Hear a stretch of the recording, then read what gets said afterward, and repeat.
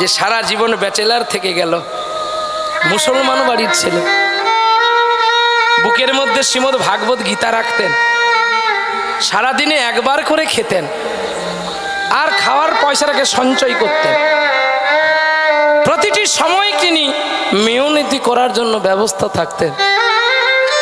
ছোট্টবেলায় চা বিক্রি করত, খবর কাগজ বিক্রি করত, দুধ বিক্রি করত। স্কুলে যেত, মাস্টারমশাই মারলো, বলছে তুই এত লেট করে আসিস কেন? তখন বলছে আমার তো 8টা ভাই, আমি ছোট, সবাই বাবা নেই, বাবা মারা গেছে, এখন আমি যদি ওই কাজগুলো না করি আমার ভাইরা খাবে কি? বলে তুই ছোট? বলছে হ্যাঁ ছোট তো, আমি যত ছোট হতে পারবো তত একদিন আমি বড় হওয়ার আশা করব। তার মনটা কত বড় দেখো। সেই ছেলেটির নাম হচ্ছে ডক্টর এপিজে আব্দুল কালাম। সেলাম সেলাম সেলাম তুমকো। তুমি মুসলিম ঘরে জন্ম নাওনি, তুমি আমার বাংলার গৌরব। শুধু আমার বাংলার গৌরব নয়, আমার ভারতবাসীর গৌরব। খবর কাগজের ফেরিওয়ালা হয়ে গেল রাষ্ট্রপতি, আবার রাষ্ট্রপতি থেকে ডক্টর উপাধি পেল, ডক্টর ছিল। তারপরে হয়ে গেল কি জানো, একজন বড় বৈজ্ঞানিক। তিনি তার কষ্টের উপার্জনের অর্থ দিয়ে ভারতের ভূমিতে এমন একটি বস্তু রেখে গেছে যাকে সমস্ত দেশ এখনো পর্যন্ত ভয় পায়। আমার মাকে ধন্য যে তার পবিত্র গর্ভে আমার মতো একটা জানোয়ারকে জন্ম দিয়েছিল। সত্যি ধন্য, ধন্য আমার বাবাকে। যদিও রাজপরিবারের সন্তান হয়ে এখন আর রাজা ভেবে লাভ নেই, এখন আমার গৌরহরিও ভিখারি আর আমিও ভিখারি। তাদের কৃপায় আমি আজকে পৃথিবীতে এসেছিলাম বলে ওই মহান মানুষকে তো সরাসরি দেখতে পাইনি, তার মৃত দেহটাকে দর্শন করেছিলাম শিলং ফোর পালংয়ে। ডক্টর এপিজে আব্দুল কালাম যেদিন দেহত্যাগ করেছিলেন তার আগের দিন আমার গান ছিল সুপ্রিম কোর্টের জজ সাহেব অনুরাধা পাল এবং কৌস্তব পালের বাড়িতে মেঘালয় লাবান হরিসভার কাছে। তিনি আমাকে নিয়ে গিয়েছিলেন আর্মি কলেজে, যেখানে দেহ পরিত্যাগ করেছিলেন ডক্টর আব্দুল কালাম। সেখানে তার বুকের পকেটে চেক আপ করে দেখা হয়েছিল, কি ছিল? দেখেছিল তার বুকের পকেটে শ্রীমদ্ ভাগবত গীতা এবং একটা পত্র লেখা ছিল, যদি কেউ আমাকে ভালোবেসে থাকো ভারতবাসী, তাহলে আমার আত্মা যদি শান্তি দিতে চাও, তোমরা ভারত মায়ের জন্য 10 মিনিট বেশি করে অফিস আদালতে ডিউটি পালন করবে, তাতে আমার আত্মা শান্তি পাবে।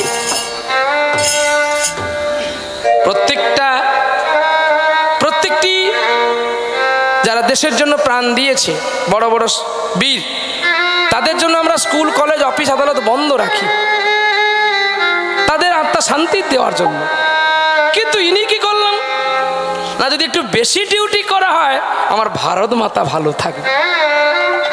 হ্যাঁ, যদি বেশি ডিউটি করা যায় চাকরির নকরিটা কিন্তু বাড়বে না, বেতনটা বাড়বে না, কিন্তু 10 মিনিট যদি কেউ বেশি ডিউটি করে নেয়, তাহলে সারা বিশ্ব যদি 10 মিনিট করে বেশি ডিউটি করে প্রত্যেকটি মানুষ, তাহলে কতটা কাজ এগিয়ে গেল ভারতবাসী। এই চিন্তা আমাদের মধ্যে সকলের নাই। আমরা সকলে না বড় লোক হব বলে চেষ্টা নিচ্ছি, কিন্তু কেউ বড় গুণের মানুষ হব এই চেষ্টা আমরা কেউ করছি না। তাই তো পৃথিবী আজ ধ্বংসের পথে চলছে। আরে খারাপ সন্তান অনেকেই হবে, কিন্তু ভালো সন্তান কজন হবে? আর আব্দুল কালাম বলেছিল, যদি তুমি কলঙ্ক না পাও তাহলে তুমি যে মহান মানুষ তার পরিচয় পাবে কি করে? বাহ, আগে কলঙ্ক, যন্ত্রণা, ব্যথা, লাঞ্ছনা নাও, তারপরে তো তুমি খুঁজে পাবে সেই পরম চিত্ত পরম বস্তু। যার কথা শুনে অবাক চিত্তে সাহেব অবাক দৃষ্টে বলছে, আরে তোমাকে আমি কি কাজ দেব, তুমি যে কথাগুলো বলছো? বাবুজি একটা কাজ আমাকে দাও, তুমি আমাকে যা কাজ বলবে আমি তাই করব। বলে ঠিক আছে, তুই আই থেকে আমার টেবিলটা মোছামুছি করবি, আর একটু জল দিবি, আর ঝাড়ু দিয়ে পরিষ্কার করবি। 2000 টাকা করে দিলে হবে? বাবুজি তুমি আমাকে যা দেবে আমার দুঃখ নেই, কিন্তু আমি থাকবো কোথায়? বাহ, বলো ওই বৃক্ষের কাছে আমি একটা ঘর বানিয়ে দেব, ওখানে নয় থাকবে। ঠিক আছে বাবুজি। ছুটে গিয়ে পায়ে ধরে বলছে, বাবু আর একটা কাজ করবেন? বলি কি? আমার যে বন্ধুটার কথা বললাম ও ওখানে দাঁড়িয়ে আছে, আমরা তো দুজন এসেছি, যদি আমি কাজ করি তাহলে ও কি করবে? আমাকে একটা কাজ দাও, আর একটা কাজ। ওর তো একটু পড়াশোনা ছিল, তাই ওকে ম্যানেজারের আর একটা সাইড কাজে লাগিয়ে দিল। এখন দুই বন্ধু আছে, আর সকাল সন্ধ্যা কীর্তন করে, আর ভগবানের কাছে প্রার্থনা করে গো সন্ধ্যা বেলায়, নাও গো প্রণাম হে মাধব গিরিধারী। সন্ধ্যা বেলায় নাও গো প্রণাম হে মাধব গিরিধারী, তুমি হে মাধব গিরিধারী। এমনি করে আরে কত কাল কাঁদাবে মোরে গিরিধারী লাল, এমনি করে আরে কত কাঁদাবে মোরে গিরিধারী লাল, এমনি করে আরে কত কাল কাঁদাবে মোরে গিরিধারী লাল। পাষাণ দেবতা কবে নাকি গো কথা, মরণ কালে শরণ তোমার। সন্ধ্যা বেলায় নাও গো প্রণাম হে মাধব গিরিধারী, মাধব গিরিধারী। সন্ধ্যা বেলায় নাও গো প্রণাম হে মাধব গিরিধারী। কত যে কেঁদেছি তোমারও লাগি, দেখা দেবে নাকি গো অভিমানী। কত যে কেঁদেছি আমি তোমারও লাগি, দেখা কি দেবে না অভিমানী। মরণ কালে শরণ নিলাম চঞ্চল চিত্তচারী, হে মাধব গিরিধারী, হে মাধব গিরিধারী। সন্ধ্যা বেলায় নাও গো প্রণাম হে মাধব গিরিধারী, হে মাধব গিরিধারী, হে মাধব গিরিধারী। হরিনাম গাইল আর রান্না করলো, আর রান্না করার প্রসাদ চিত্রপটে ভোগ লাগিয়ে তার বন্ধু ডিউটিতে যায়। প্রতিদিন রান্না করে আর এখানে চেয়ার টেবিল পরিষ্কার করে জল দিয়ে যায়। একদিন ম্যানেজারের মাথা গরম হয়ে তার বাড়ি থেকে খাবার আসেনি, আর ওখানে কাজ শেষ করে ভোগ রান্না করেছে, আর রান্না করে চিত্রপটে ভোগ লাগিয়েছে। আর ভোগ লাগানোর পরে ঠিকই প্রসাদে পেতে বসবে, এমন সময় ফোনে যেন রাগান্বিত কথা শুনতে পায়, আর সেই কথা শুনি দেখো ধীরে ধীরে যায়। বাবুজি একটা কথা বলবো? তুমি এখন কি কথা বলবে? আমার মাইন্ড এখন ভালো নয়, তুমি চলে যাও। বাবুজি তোমার মাইন্ড কিসের জন্য ভালো নয় যদি আমি বলে দিই? এ কি রে, তুমি কি জ্যোতিষ শাস্ত্র পড়েছো নাকি? যত দিন যাচ্ছে তোমাকে দেখে আমার অবাক লাগছে। আমি তোমাকে বলছি আমার এখনো মাথা ভালো নেই, তুমি চলে যাও। না বাবুজি, আমি তোমার মাথাটা মেসেজ করে দিচ্ছি। এ যতই ছাড়বে বলে, এ তাকে ছাড়ছে না। বলে বলো বলো তুমি আমায় কি, আমার মাথাটা খারাপ হয়েছে কিসের জন্য তুমি বলতে পারবে? হ্যাঁ বাবুজি, যদি আমি বলে দিই তোমাকে পুরস্কার করব। না বাবুজি, পুরস্কার নয়। আজকে তোমার মাথাটা খারাপ হয়েছে কিসের জন্য জানো? আজকে তোমার মাথাটা খারাপ হয়ে গেছে তোমার বাড়ি থেকে খাবার আসেনি বলে। অবাক, এ তো অচল পয়সা নয়, যাকে আমি ভেবেছিলাম অচল পয়সা। কিন্তু যত দিন যাচ্ছে একে দেখে কেন আমার মন আরো বেশি উদাস হয়ে যাচ্ছে।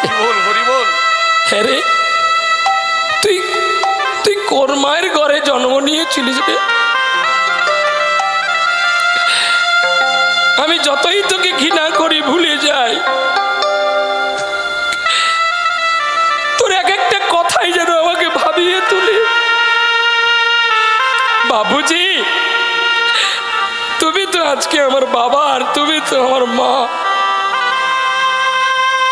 আমি কি সেই সন্তান যে বাবা মাকে ছেড়ে দিয়ে আমি খেয়ে দেব?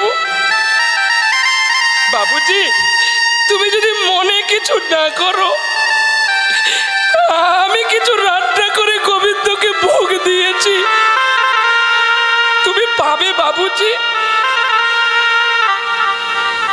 অবাক হয়ে গেলেন, আমি কাকে কি হাঁটতে করে চাকরি দিয়েছি রে? ওরে বিবেক, তোর নামটা বিবেক আর আমি তোর বিবেকের কাছে হেরে গেছি। যা যা, আমার জন্য নিয়ে আয়। যা কটা রান্না করেছিল বন্ধু তো খেয়ে গেছে, সেই ভোগের থালাটা নিয়ে এসে কলা পাতাই করে তো ভোগ দেয়, সেই ভোগের থালাটা নিয়ে এসে সাহেবের কাছে রেখে দিলেন। কিরে সত্যি করে বল, তোর জন্য আছে তো? বাবুজি,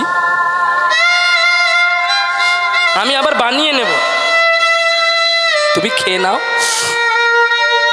তবে আয়, এতদিন তোকে আমি চাকর জ্ঞানে দেখেছি, আজ বিবেক দিয়ে আমাকে দংশন করে দিল যে তুই আমার চাকর নয়, তুই আমার বাবা। এক পাতার মধ্যে চাকর আর ম্যানেজার দুজনেই খেলো। ম্যানেজার খেতে খেতে চাকরের মাথায় হাত দিয়ে কি বলছে জানো?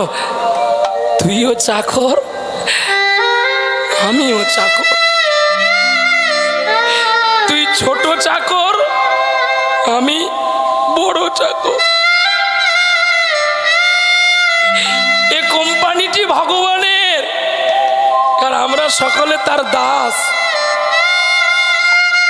আজকে তোকে যদি না আমি পেতাম রে বিবেক, আমার মনে শুধু অহংকার আসতো, ওই বিবেকের চেতনাটার আমার মধ্যে আসতো না। হরিবোল হরিবোল হরিবোল।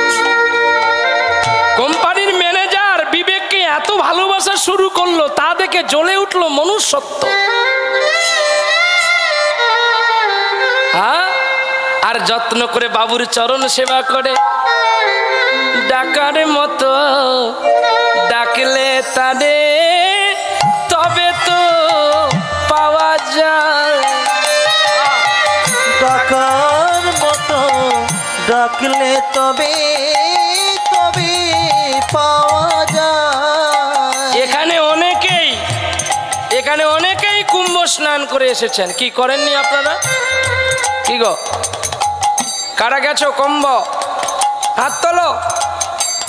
এই তো, বাহ। কুম্ভ স্নান কারা কারা করেছো পবিত্র গঙ্গায়, ত্রিবেণী গঙ্গায় শান্ত করেছো? বা কেউ গঙ্গায় চান করেছো মকর সংক্রান্তিতে, করেছো তো? কিন্তু তোমাদের এখনো আসল গঙ্গায় চান হয়নি। বলে কি করে? না, যদি বাবা মাকে চরণ ধুইয়ে সেই জল না খেতে পেরেছো, যদি বাবা মার চরণ ধুনির জল মাথায় না নিতে পেরেছো, তোদের লোক দেখানো কুম্ভে যাওয়া হলো রে।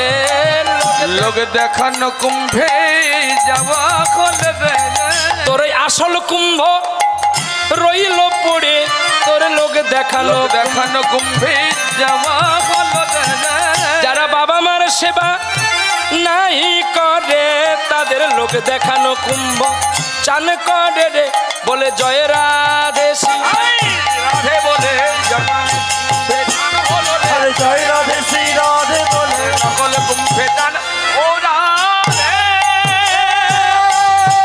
রাধে রাধে রাধে রাধে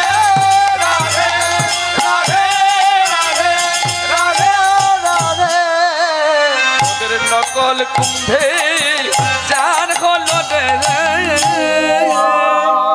মানে যারা বাবা মাকে ভালোবাসে না, বাবা মাকে ছেড়ে দূরে থাকে, ভালো মন্দ খায়, বাবা মা ভিক্ষা করে, তারা কমলা লেবু খায়, তোদের মুখে যেন বাজটা পড়ে। আমি সেই জিসিপি, আমাকে আনবি আর এমন ডোজ দেব না, আর জীবনে ভয়ে ডাকবি না। একদম জিসিপি, খাল সংস্কার করতে ভালো পারি, এই জন্য আমাকে অনেক কীর্তনে নাম দিয়েছে জিসিপি আসছে। সরে যা, এর পুরোটাই লোহা, লাগলে তোর গাড়ি ভেঙে যাবে। নিতাই গৌর হরি বল। হ্যাঁ, মোটের বাবাজি সেজেছি, ইস্কনের মহারাজ সেজেছি, তোর বাবা মা ভিক্ষা করছে। এত লোক মরে যায় গাড়ি চাপা হয়ে, তুই মরিস না এখনো? হ্যাঁ, মহারাজ সেজেছিস না, তোর আসল ভগবান এখানে পড়ে আছে, কাঁদছে। বিবেক চৈতন্যর গ্রন্থটা দেখো, কাগজ কলমের গ্রন্থ না, বিবেক চৈতন্যের গ্রন্থ। বলে কি লেখা আছে না, ভগবান ওখানে নারদকে বলছে, নারদ যে তার নিজের বাবা মাকে খাওয়ানো বন্ধ করে দিয়ে সে আমার পূজা করে, আমি তো পিতলের মূর্তি, কোনোদিন অভাব আসলে ও যে আমায় বিক্রি করে পালাবে না, তার কি ঠিকানা আছে? আর ডাকবি এই সেই প্রহ্লাদ ডাস্টবিন থেকে উঠে এসেছে। নিতাই গৌর হরি বল। ভগবান বলে ওকে আমি বিশ্বাস করি না, ও তো কুমির। কুমির কখনো ভালোবাসে কাউকে? বলে না, ভালোবেসেছে প্রভু। না কাকে? না হনুমানকে। না কি করে? না হনুমান কে বলছে বন্ধু, তোমার সঙ্গে বন্ধুত্ব করব। এই বলে কুমিরের সঙ্গে তো হনুমানের বন্ধুত্ব হয়। আপনারা সকলে গল্পটা পড়েছেন, ছোটবেলার গল্প। তো এখন বলছে বন্ধু, ও দেশে বেশ বড় বড় পাকা পাকা কলা, আমি কি করে যাই? তখন কুমির বলে, আমি থাকতে তোমার কষ্ট কেন? তুমি তো আমার পিঠে বসবে, আমি তো তোমায় নিয়ে যাবো। কিন্তু বন্ধু নাকি না, আমায় দুটো কলা দিতে হবে। না রে, এক কাঁদি কলা তুমি হাব আমি হাব। এখন কুমিরটা বলছে, তুই কোনো রকম আমার পিঠে আয়, তোর বুক চিরে আমি মাটিয়া খাবো। তার লো ওই দিকে। এখন কুমির তো নিয়ে যাচ্ছে, লাফ দিয়ে বসেছে, ঠিক মাঝ নদীতে গেছে। কুমির বলে, বন্ধু আমার খিদা পেয়েছে। না তাহলে আমি কি করব? না আমি তোমার বুক চিরে তোমার মাটিয়া খাবো।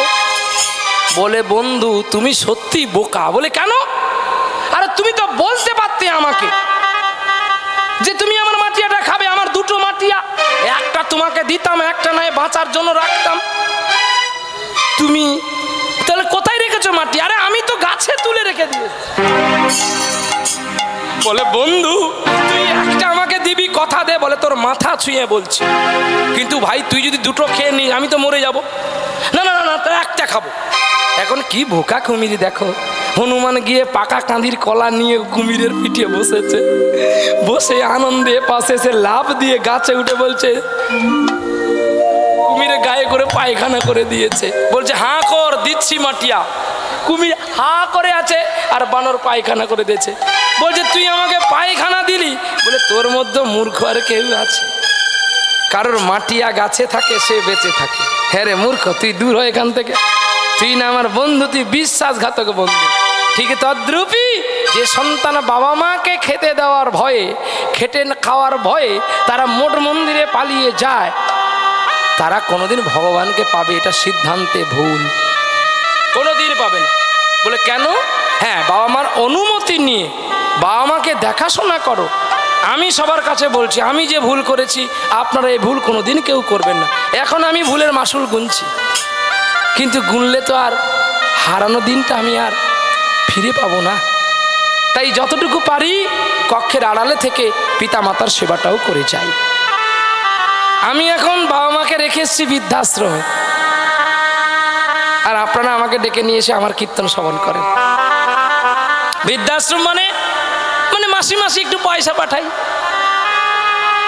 তাহলে বৃদ্ধাশ্রমে বাবা মা থাকলে তো মাটি মাসে কেউ পয়সা পাঠায়, এতে কিন্তু ভক্তির যোগটা হয় না।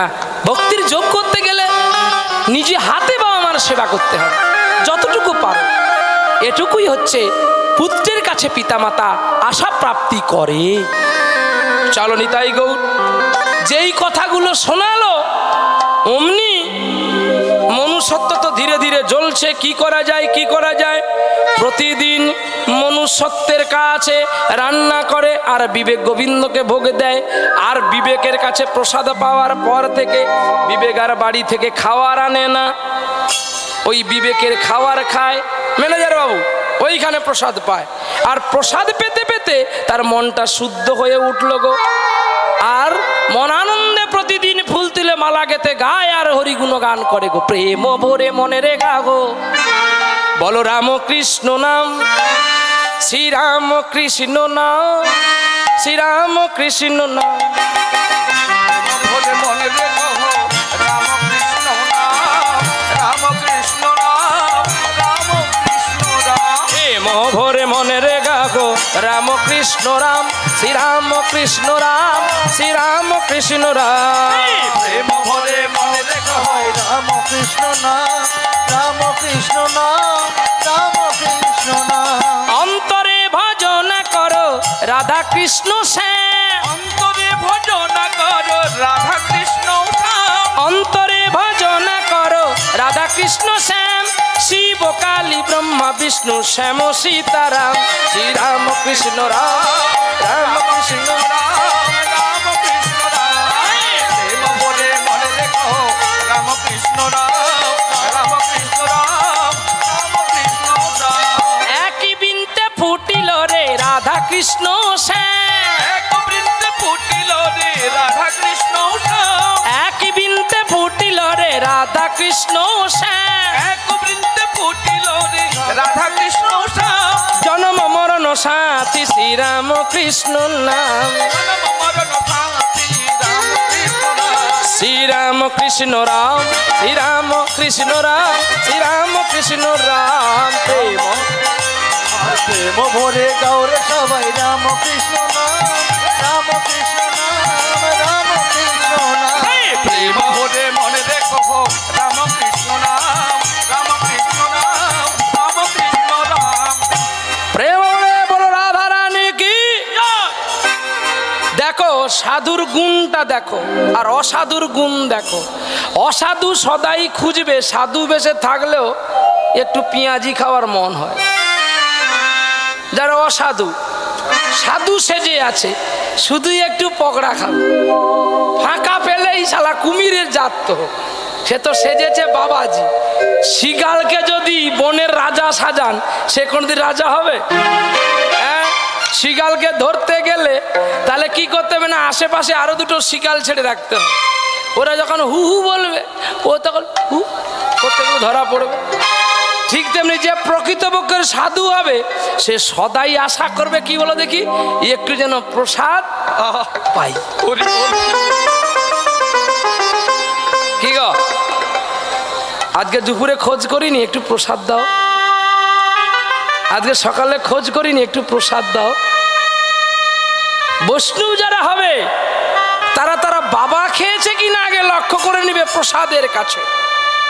কে বলেছিল? মুকুন্দ কবিরাজ বলেছিল, বলে গোবিন্দকে না দিয়ে যারা খায় তারা তিলক পরলেও চোর হয়, মালা রাখলেও ডাকাত হয়, আর ওই ডাকাত কোনোদিন বিপদে পড়লে আমি তাকে রক্ষা করতে যাই। বলে কেন? না তো জ্ঞান পাপী, এখানে হরিনাম প্রচার করলো আর হোটেলে গিয়ে মাছ মাংস খেলো, তাই তো আজকে কৃষ্ণ নামের কবজ কাজ করে না। নিতাই গৌর হরি বল, হরি বল। আপনারা কষ্ট করে শুদ্ধ টাকা খরচ করে মানুষের বাড়িতে ভিক্ষা করে করে আমাদের মতো কীর্তনের হাতে দেন, আর কীর্তনিয়া মাছ মাংস না খেলে বডি স্ট্রাকচার ভালো থাকে না। তাহলে মাদুলিটা কি করে কাজ করবে? এই ব্যাস আসন তো ধীরে ধীরে নষ্টের পথে চলছে। তাই বলি দুধ খেলে যেমন মানুষের উপকৃত হয়, আবার ওই দুধে যদি কোনো সাপে মুখ দেয় ওই দুধ খেলে মানুষে মারা যায়। এই জন্য বলছি অবৈষ্ণবের মুখে হরি কথা শোনা দণ্ডনীয় অপরাধ। নিতাই গৌরে প্রেমানন্দে হরি বল হরি বল। তাহলে তো গর্গমুনি ছিল, অগস্ত্য ছিল, দুর্বাসা ছিল, প্রলয় ছিল, বিশ্বামিত্র ছিল, এদেরকে দিয়ে পরীক্ষিতকে হরি কথা শোনানো হলো না কেন? সুখদেব গোস্বামীকে দিয়ে শোনানো হয়েছে। ছোট্ট বাচ্চা গো, এই ছেলে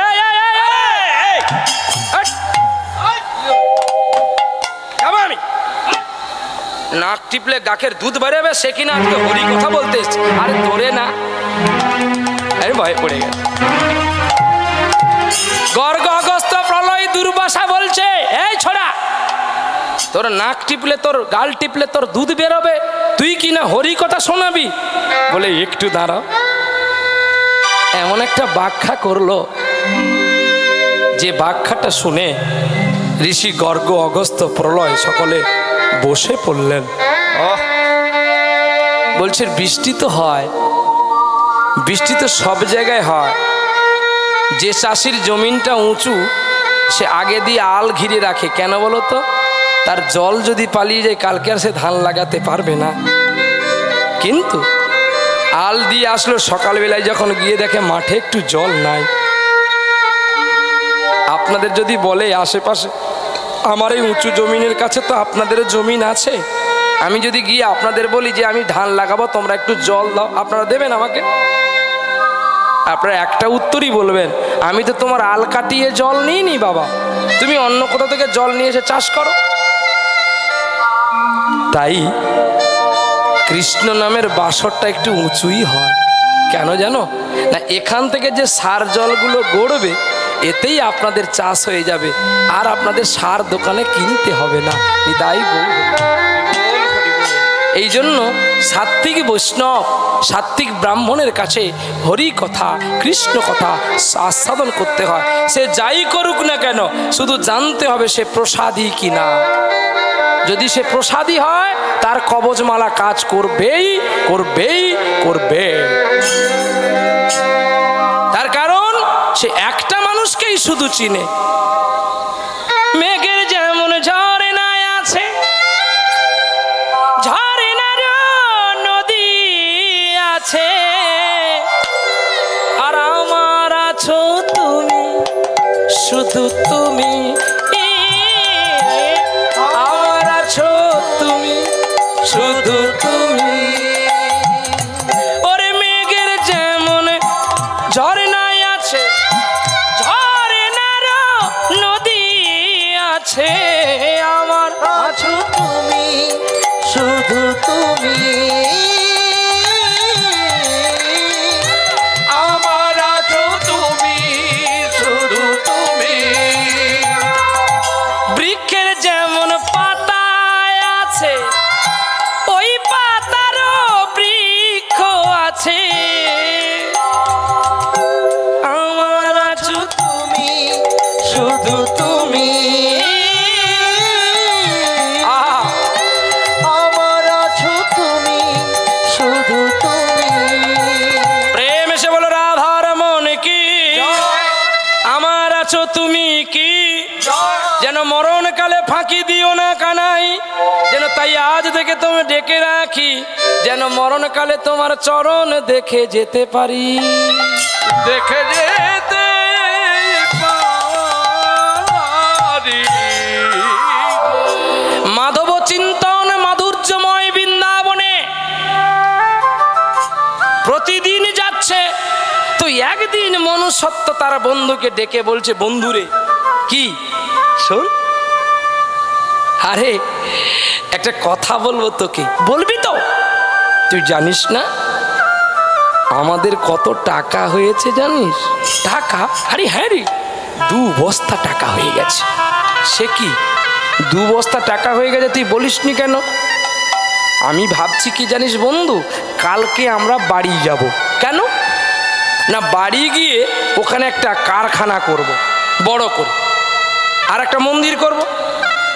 মন্দিরে তুই পূজারি থাকবি, তুই তোর ভোগ রান্নার দায়িত্বে থাকবি আর ভগবানকে দিবি।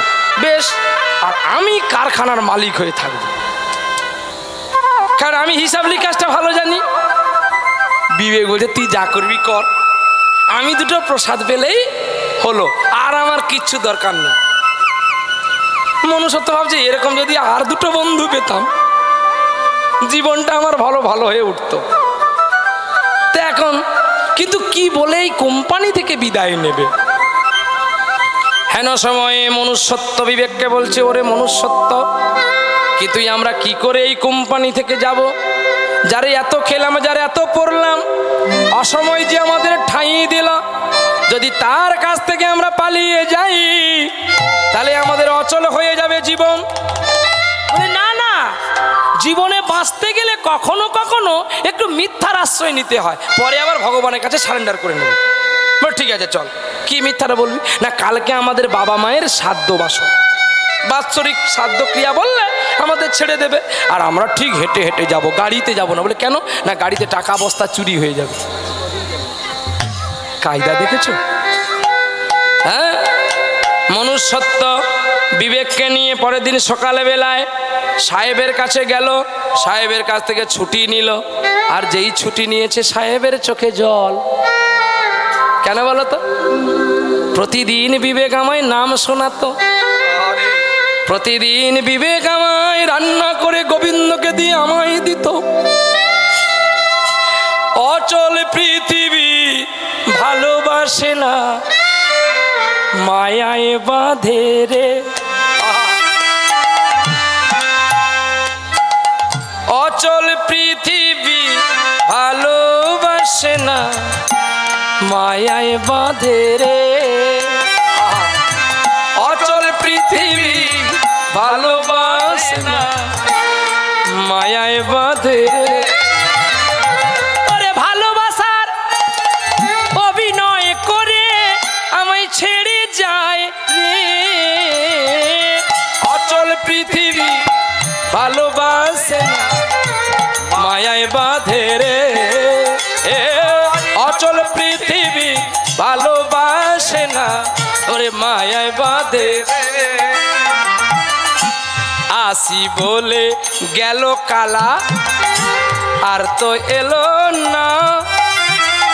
রায়ের গাথা মালা শুকাইয়া গেল, আর পরা হলো না। ওরে মন পাগল মন, ওরে মন পাগল মন, ওরে মন পাগল মন, ওরে মন পাগল মন। আসি বলে গেল কালা, আর আশা হলো না। সাজা গাথা মালা রাইয়ার পরানো হলো না। তার গাথা মালা শুকাইয়া গেল, গাথা মালা শুকাইয়া গেল, আর পরা হলো না। অচল পৃথিবী ভালোবাসে তো ভালোবাসে না। অচল পৃথিবী ভালোবাসে না। ওগো অচল পৃথিবী ভালোবাসে না, ওরে মায়ায় বাঁধে না। অচল পৃথিবী কেবলমাত্র ভালোবাসার অভিনয় করে, কিন্তু ভালোবাসে না। ওরে মায়ার জালে রাখে বেঁধে, সেই মায়া ভুলতে পারি না। অচল পৃথিবী ভালোবাসে না, মায়ায় বাঁধে রে। হরি বল হরি বল, ভালোবাসে না, মায়ায় বাঁধে রে। অচল পৃথিবী, এই অচল পৃথিবীতে কি গো, কি হলো? হ্যাঁ, ঘন্টা পড়ে গেছে, মনটা চলে গেছে। ও মা, তোরা তাড়াতাড়ি যা, ফুলকপি সরে যাবে, যা। পাবি কি পাবি না, আরে উঠে যা, তাড়াতাড়ি যা। হ্যাঁ, শুধু তো খেলি আর ল্যাটিন ভর্তি করলি না। বাঙালির সূত্র কিন্তু দুটো, হ্যাঁ, খাই আর শুই। না আরো একটা আছে। বলো তো বাবা। বাঙালির হাত তিনটা, কাজ দুটি, এখন তিনটা কাজ বেড়ে গেছে, একটা কাজ বেশি হয়েছে, খাই আর শুই, মাঝে মধ্যে একটু সিরিয়াল দেখি। রাধে রাধে। আবার হাত কিন্তু তিনটা। একজন স্বামী বলে আমি সারাদিন খেটে মরি, তুমি এমন কি করো? বলে কেন, তুমি শুধু খাটো, আমি খাটি নাই। বলে তুমি কি খাটো? এই দেখো আমি রান্না টান্না করলাম, হ্যাঁ তা তো ঠিক। জল টল বইলাম, হ্যাঁ তা তো ঠিক। গরু টরু তুললাম, না ঠিক তো। বলে একটা লাঠি আনি থাম। আরে লাঠি এনে বলছে এই তোর গরুটা তো তুই তুলি, টরুটা কি রে? রাধে রাধে। তুই অনেকগুলো কাজ বলছি, তুই প্রত্যেকটার সঙ্গে দুটো করে জুড়ে দিয়েছি। জল আর টল, জল টল কি রে? রান্না টান্না কি? দু চার গা দিতে বলছে, সকলে বলে আমিও বলি। ওই জন্য একজন উঠতে আর একজন মা বলছে ও সত্যি সত্যি দিদি ফুলকপি সরে যাই, পালিয়ে চল। ও তোর ফুলকপি খাবি তোর গ্যাস হবে, আর হরিনাম শুনলে তোর ক্যান্সারে যাবে, কোনটা নিবি চিন্তা কর। বলে বাবু আগে খাইয়ে আইসি তারপরে যাই, যদি সরে যায়। এইটা কিন্তু মেদিনীপুরের ধারা, যেটা আমাদের অন্য কোনো দেশে পাবে না। হরিনাম শেষে প্রসাদ দেবে। আমাদের নদিয়া হলে কোনো গল্প হবে না, হয় তোমার রাখো তো, লীলা শেষ হোক তারপর দেব। পাও পাবে, নালে গঙ্গায় ফেলে দেব। প্রসাদ পেতে গেলে ভাগ্যের দরকার হয়। প্রসাদ কোনো টাইমে ব্যবহার হয় না। কটা বাজে এখনো মানুষে অনেকে বাড়িয়ে সিরিয়াল দেখছে, 11টা 12টার সময় খায়। তো এমন কি খাওয়া তাড়া পড়ে গেছে, তাড়াতাড়ি খেয়ে পালিয়ে যেতে হয়। তো তোরা যদি খাবি তাহলে তাড়াতাড়ি বল, আমি শেষ করে দিই, আমার ভালো। তো কম ডিউটি করে তো বিল পাবো। হ্যাঁ আমি পৌঁছে গেছি, আমার খাটলেও হবে না খাটলেও হবে। ইউটিউবে এটাও বলবে, কোনো দুঃখ নেই, কারণ আমি কাশ্মীরি আপেল, আমি অন্ধের আপেল নয় টিকিট লাগিয়ে বিক্রি করবি, কায়দা আছে।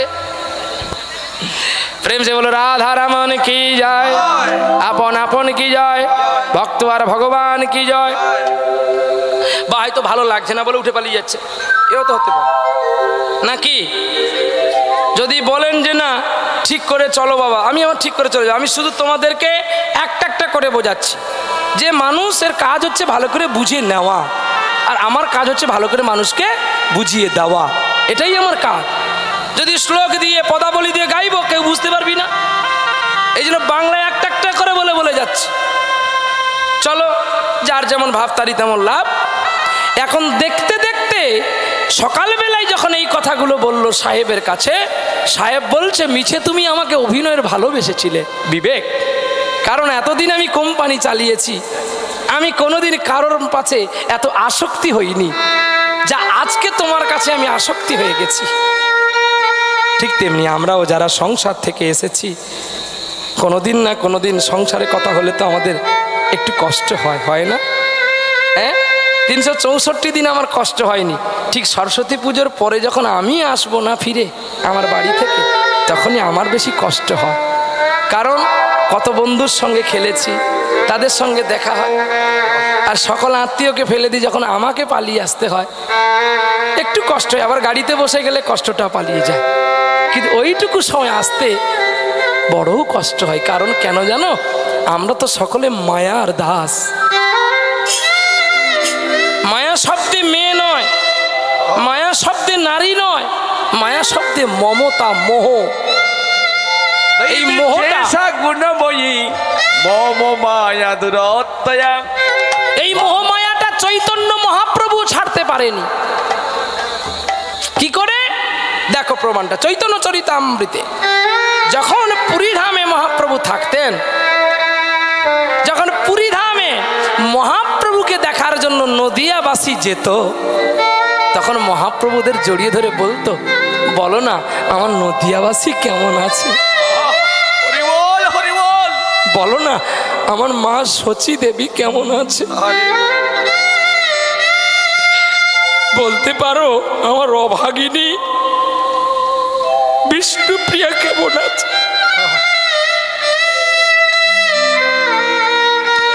গৌরহরি তোমার বিষ্ণুপ্রিয়া আর নেই গো,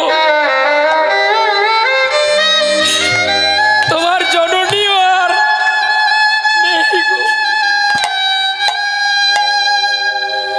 তখন নিমাইয়ের মনটা কেমন হতো।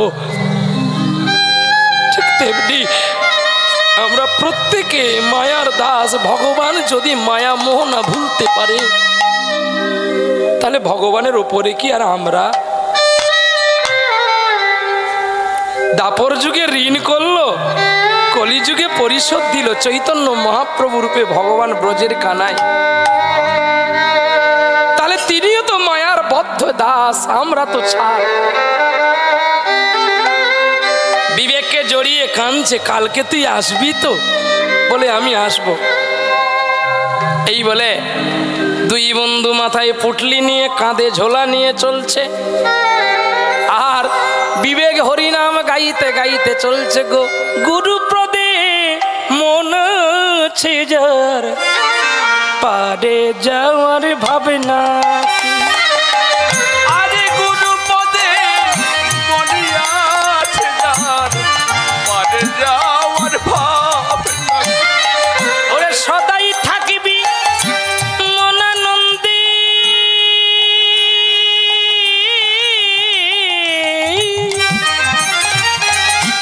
সদাই থাকিবি মনানন্দে, ও তোর নিরানন্দ করবে কি? গুরুপদে মন আছে যার, পারে যাওয়ার ভাবনা। গুরুপদে মনে আছে যার, পারে যাওয়ার ভাবনা কি? আমি করব পূজা মন ফুলে, আমি অর্ঘ্য দিব নয়নের জলে, আমি করব পূজা মন ফুলে, অর্ঘ্য দেব নয়ন জলে। আবার ডাকবো সদা শ্রী গুরুদেব বলে, মরণ কালে দেবে না ফাঁকি। গুরুপদে মনে আছে যার, পারে যাওয়ার ভাবনা কি? গুরুপদে মনে আছে যার, পারে যাওয়ার ভাবনা কি? আর কি করবো জানো বন্ধু? মনুষ্যত্বকে বলছে কি করবি? এদিকে সাহেব দাঁড়িয়ে দাঁড়িয়ে দেখছে, ভোলা তো যায় না সেই সঙ্গীত, যে সঙ্গীতে মায়ার জাদু দিয়ে গেছে। বিবেক দাঁড়িয়ে দাঁড়িয়ে কাঁদছে সাহেব, আর বিবেক গাইতে গাইতে চলছে সাধু গুরুর, সাধু গুরুর। ওরে মনুষ্যত্ব, যদি আমি কোনোদিন ঘর বানাই, আর যদি কোনোদিন আমি মন্দির করি, আমি সেই ইট বালি দিয়ে ঘর বানাবো, আর ভালো করে বেড়া দেব, যাতে কোনোদিন দমকা ঝড়ে আমার মন্দির না ভেঙে যায়। মনুষ্যত্ব বলছে, ওরে বন্ধু, তুই কি দিয়ে মন্দির করবি, কি দিয়ে বাড়ি করবি, একবার আমায় বল। তখন মনুষ্যত্বের কথা শুনে বিবেক কেঁদে কেঁদে বলছে, আমি আমি সাধু গুরু শরণ নেব,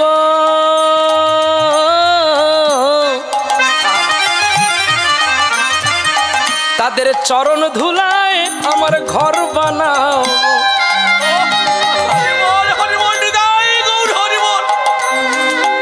ইট পাথরে করলে বাড়ি ঘর ভেঙে যাবে, ওরে লোহা দিয়ে ঘর বানালে লোহার রাষ্ট্র এসে যাবে। আর যদি সাধু গুরুর চরণ ধুলিতে ঘর বানাও, এ ঘর অমর রইয়া যাবে। তার প্রমাণ ভাগবতে মাধবেন্দ্র পুরী করিয়া যায়, যার জন্য স্বয়ং গোপীনাথ ক্ষীর চুরি করে দাঁড়াইয়া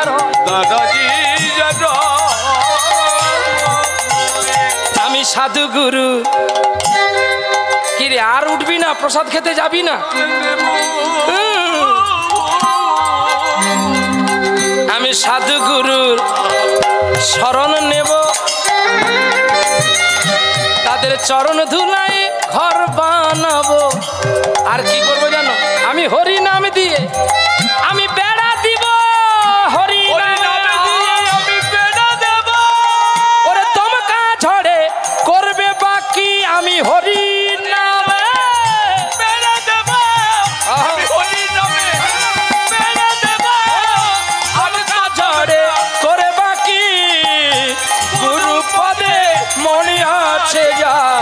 পারে যাওয়ার ভাবেন না কি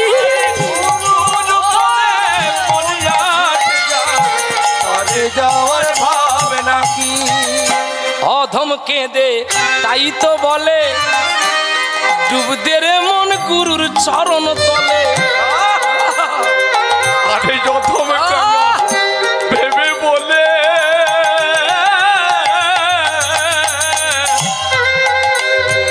একবারে ডুবতে দেব গুরু দেবে বলে। এই সঙ্গীতটা আমি শিখেছিলাম আমার গুরুদেবের কাছে, যিনি আমাকে সংস্কার করিয়েছিলেন। তিনার বাড়ি বোধহয় মেদিনীপুর, তিনি বৃন্দাবনে থাকতেন, মধুসূদন ত্রিপাঠী বাবু। আমাকে বলছে প্রহ্লাদ আয় এদিকে আয়। ছোটবেলাতে আমার নাম নারায়ণ ছিল, সকল নারায়ণ বলে ডাকতো, এখন সংস্কারে পরে প্রহ্লাদ হয়েছে।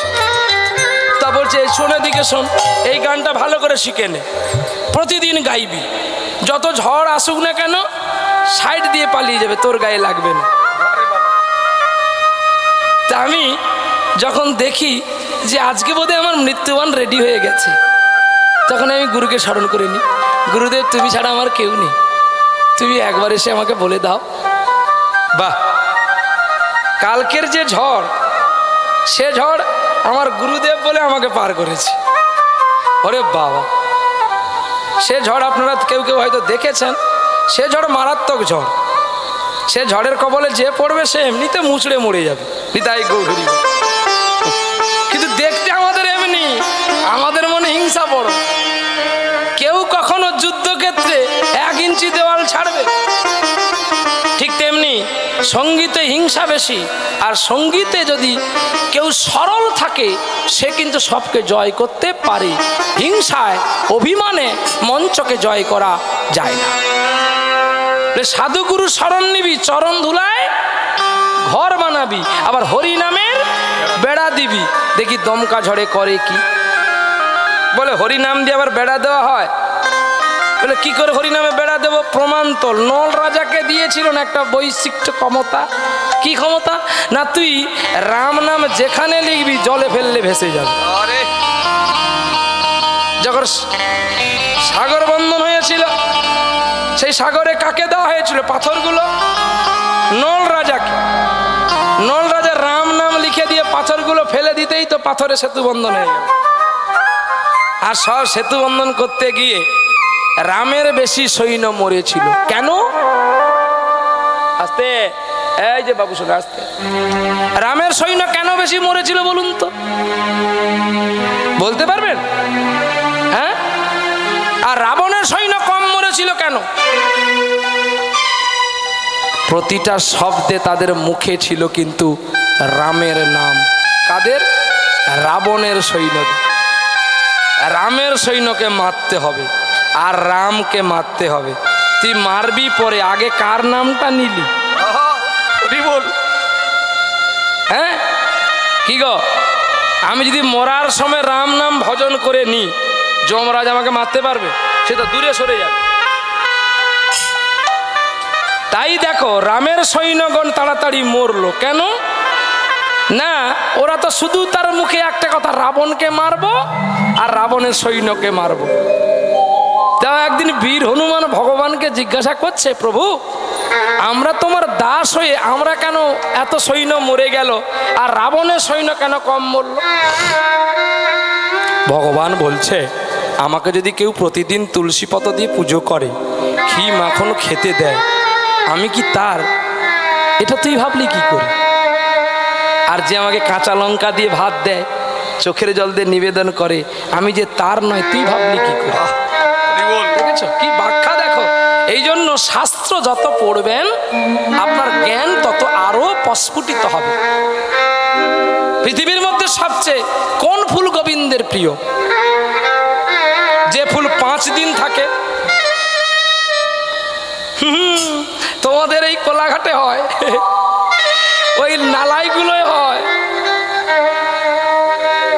কি সুন্দর গো, বসন্তকালে দেখা যায়। হ্যাঁ, পদ্ম।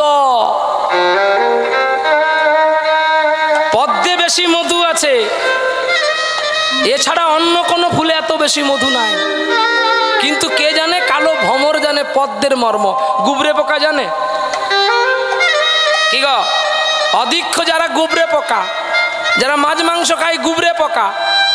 হ্যাঁ, গুবরে পোকা কখনো মধুর সন্ধান বা মধুর স্বাদ বুঝবে? তাহলে তোমরা যদি পালিয়ে যাও তাহলে আর এত ভালো কথা শুনতে পাবে কি করে?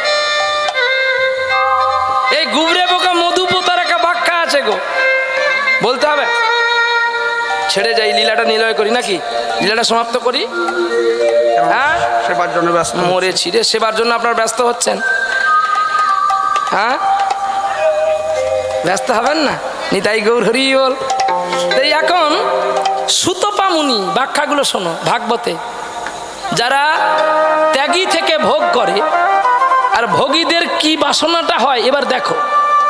সুতপা মুনি সারাটা জীবন ত্যাগ করে করে আসলো, মৃত্যুকালে গাছে একটা পাকা আম দেখে লোভ করলো, আর সেই আমটাকে যেই লোভ করেছে সুতপার দেহ ত্যাগ হলো, আর পোকা কীট হয়ে আমের মধ্যে বাস করলো।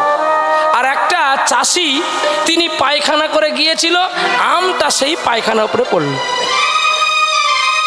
কোথায় গেল সাধনা? লোভ মানুষকে শেষ করে। দেখো সুতপা সেই পায়খানার গন্ধ আর আম পচে গেছে, দুটো গন্ধ তো এক হয়ে গেছে, যেতে পারছে না ওইখানে, তার দেহটা নিয়ে লটর পটর করছে। আর ওইখানে একটা ওই যে একটা স্থলপদ্ম হয় না, স্থলপদ্ম দেখেন না, যেটা ওপরে হয় স্থলে হয়, সেই পদ্ম গাছ একটা উঠেছে। এখন গোবরেও পদ্ম ফুল ফোটে লোকে বলে না, সেই পদ্ম ফুল ফুটেছে। আর এখন কালো ভ্রমর উঠতে উঠতে সেখানে মধু খাচ্ছে আর গুনগুন করছে, গো ভ্রমর কইয়া গিয়া। কে কাঁদছে? ওই গোবরে পোকা কাঁদছে। শ্রীকৃষ্ণ ছেদে আমার অঙ্গ যাই জ্বলি,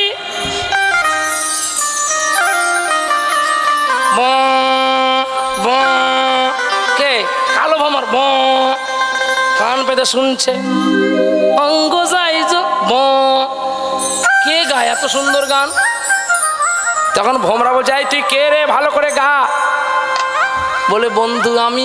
তুই আমার বন্ধু? শালা নরকের কীট, তুই আমার বন্ধু? বলে, তুমি ওখানে কি খাচ্ছ? বলে, আমি মধু খাচ্ছি। বলে, তোর ওই মধু ভালো না, আমার মধু ভালো। বলে, তোর মধু ভালো, আমি কি খাচ্ছি একটু খেয়ে পরীক্ষা করে দেখ আমি কি খাচ্ছি, তারপর নালে তোরটা কালকে খাবো। না, ঠিক বলেছি, দে। এই বলে গুবরে পোকা হাঁ করেছে গান ছেড়ে দিয়ে, আর মধু পোকা কি আনন্দ দেখো। তোমরা কিগুলো খাও? তোমরা চাক ভেঙে কি খাও? মধু খাও, মধুর পায়খানা খাও, মধুর বমি খাও। আর সেটা তুমি তো খাও, তোমার বাপ খায়, তোমার ছেলে খায়, আর ভগবানও খায়। কি খাই আমরা? মধু পোকার কি খাই? পায়খানাটাও খাই আর বমিটাও খাই। উতলে ফেলে বলে তো জমা হয় মধু, নাকি? হ্যাঁ, আর পায়খানা করে বলে তো জমা হয় মধু। মধু যা খাবে তা পায়খানা, সেটাও মধু। তো এখন যেই জিহাই পড়েছে, বাবার জন্মে তো কবে খেয়েছিল স্মরণ নাই। সুতপা মুনি ঘি, মধু, দুগ্ধ এগুলো খেয়েছে, এখন তো গুবরে পোকা হয়ে নোংরা আবর্জনা খাচ্ছে। যেই একটু পড়ে গেল মুখে, অমনি পাগল হয়ে গেছে। এইবারে গাছে আস্তে আস্তে করে